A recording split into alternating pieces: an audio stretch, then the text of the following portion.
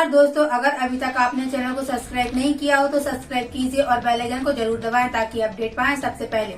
नमस्कार दोस्तों, मैं हूं आपके साथ निशा नामदेव। आइए नजर डालते हैं इस वक्त की बड़ी खबर की ओर।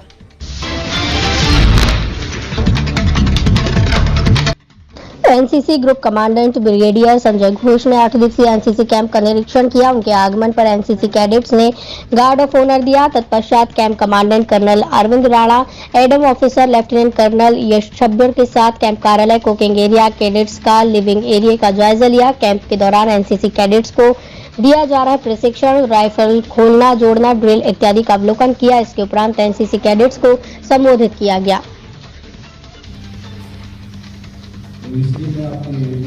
आज आपने गंजवासता में आप पधारे हैं, आपने एनसीसी के कैडेटों को क्या संदेश दिया है, इसके बारे में सर? देखिए, सबसे पहले जो हमारे एनसीसी के सीनियर डिवीज़न और सीनियर विंग वाले कैडेट्स हैं वो सब युवा पीढ़ी में हैं और सारे 18 साल के ऊपर की उम्र के तकरीबन हो जाते हैं। तो आप समझ लें कि वो वोटिंग एज के ऊपर हो गए हैं। उनको देश के बारे में समझना बहुत ज़रूरी है और उनके आगे ज़िंदगी में उनका क्या भला है नहीं है वो समझना बहुत ज़रूरी है। जब हम इस इलाके को लेते गंज बसौदा या विदिशा ज़िले में, तो यहाँ के लड़के लड़कों के लिए आगे ज़िंदगी में पढ़ाई लिखाई करने के बाद क्या कर सकते वो, उनके बारे में उनका जानना बहुत ज़रूरी है और उनको हम आगे कहाँ ले जा सकते हैं उसके लिए हम प्रयत्न करते हैं।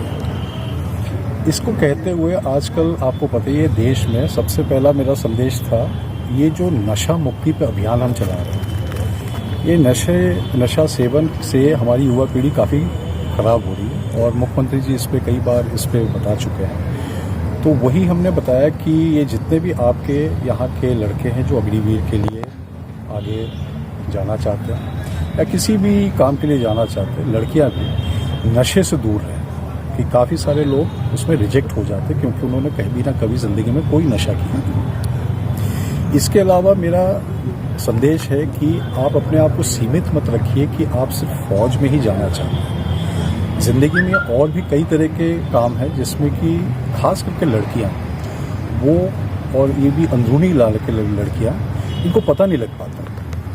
तो इनको करियर के बारे में जानकारी देना, क्योंकि इसके बाद जब ये ग्रेजुएशन कर लेते हैं एक छोटे से जगह गंज बसौदा से, आप भी समझ सकती है वापस अपने हायर एजुकेशन के लिए भोपाल तक ही जाते हैं और फिर उनको पता नहीं चलता है कि इस हायर एजुकेशन के बाद हमने करना क्या है। तो इनकी करियर काउंसलिंग बहुत ज़रूरी है ताकि छोटे इलाकों के बच्चों को हम आगे तक ले जा सकें। इन्हीं मुद्दे पे बात करते हुए हमने इनको ये संदेश दिया कि एनसीसी के परीक्षा के लिए थोड़ा पढ़ाई कर लें, ताकि मैं नहीं चाहूँगा कि कोई भी फेल हो और फेल होने की वजह से उनको सर्टिफिकेट ना मिले, क्योंकि एनसीसी के सर्टिफिकेट का मूल्य देश में कई सारे नौकरियों में काफ़ी तरह के हैं। तो अगर सर्टिफिकेट हासिल कर लेते हैं तो उन्हीं के लिए अच्छा होगा। बस यही था। Thank you sir.